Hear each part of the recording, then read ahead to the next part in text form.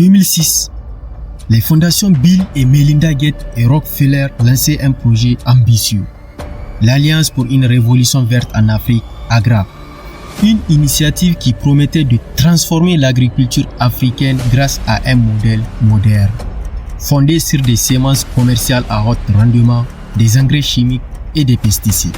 L'objectif, réduire la faim, combattre la pauvreté et doubler les rendements des petits agriculteurs avant 2020. Mais après plus de 14 ans d'efforts, qu'avons-nous vraiment gagné?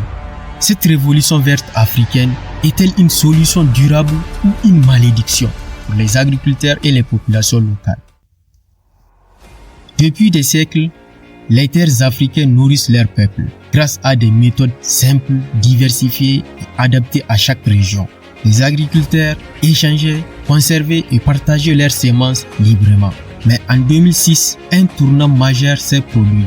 Bill Gates et d'autres grands philanthropes ont lancé un plan ambitieux pour révolutionner l'agriculture en Afrique. L'initiative s'appelle AGRA, Alliance pour une révolution verte en Afrique. Objectif officiel, augmenter la productivité agricole, éradiquer la faim et sortir les agriculteurs de la pauvreté. L'AGRA finance des projets dans 13 pays africains, faisant pression sur les gouvernements pour adopter des politiques favorables à son modèle technologique.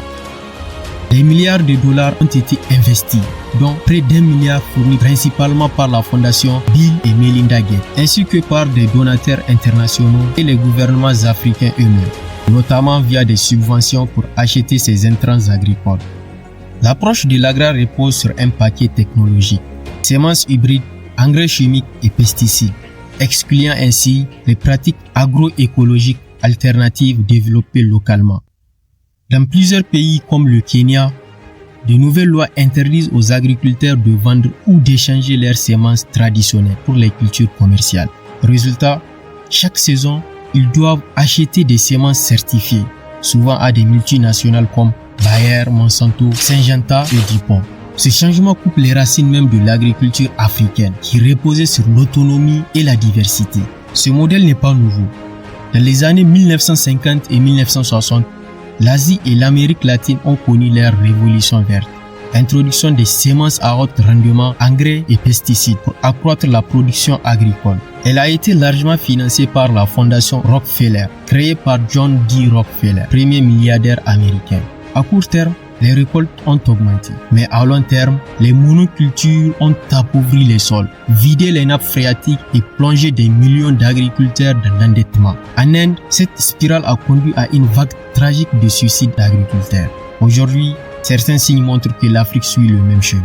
En Zambie, par exemple, les subventions ont poussé plus d'1 million d'agriculteurs vers des semences commerciales et des engrais chimiques. Mais les sécheresses ont détruit ces cultures non adaptées au climat local. Les sols, dégradés par les produits chimiques, ne produisent presque plus rien. Résultat, la malnutrition a explosé, touchant aujourd'hui près d'1 tiers de la population. Les petits producteurs se retrouvent souvent endettés à cause des coûts élevés d'intrants imposés. En Tanzanie, certains ont dû vendre leurs bêtes pour rembourser leurs dettes.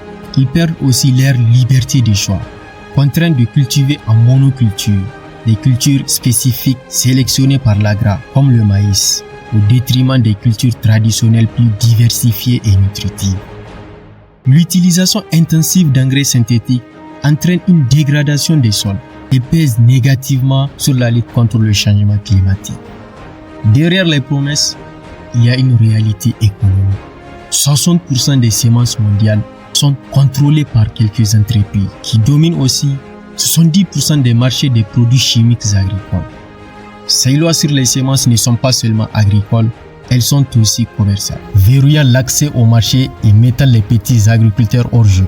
Mais tout n'est pas perdu.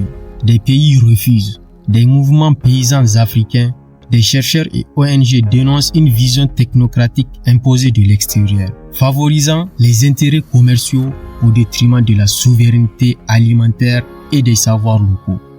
Ils appellent à un abandon progressif de cette approche pour soutenir des pratiques agroécologiques plus durables et adaptées aux réalités climatiques et sociales africaines.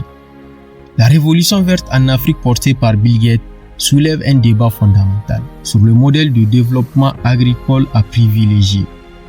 La question n'est pas seulement faut-il moderniser l'agriculture africaine? La vraie question est à quel prix et pour qui? La souveraineté alimentaire, c'est la liberté de choisir ce que l'on cultive, comment on le cultive et pour qui. Si nous perdons cette liberté, peu importe la taille des récoltes, nous resterons dépendants.